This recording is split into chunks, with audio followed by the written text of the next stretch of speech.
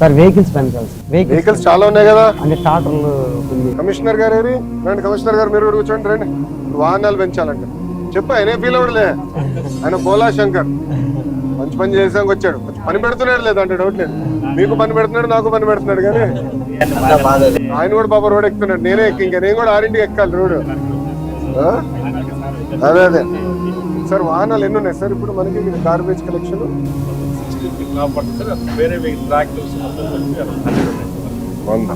మీకు ఎన్ని అవసరం ఉంటాయంటారు మీ అభిప్రాయం?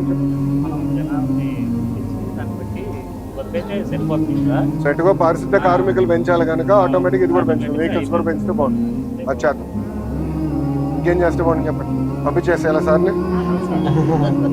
ఓపెన్ గా మాట్లాడాను, ఏం పర్లేదు, ఆయన ఏం ఫీల్ అవడు.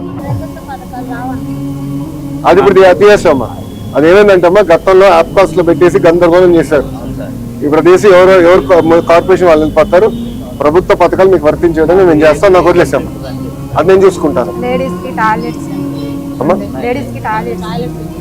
టాయిలెట్లు ఇబ్బంది అవుతుంది. అవునమ్మా, అవును, మీరు కూడా రోడ్లు పని చేసాక లేదబ్బా, మీరు నేను రోడ్లు పని చేసాక లేదు, టాయిలెట్లు ఒకటే ఏర్పాటు చేయాలి.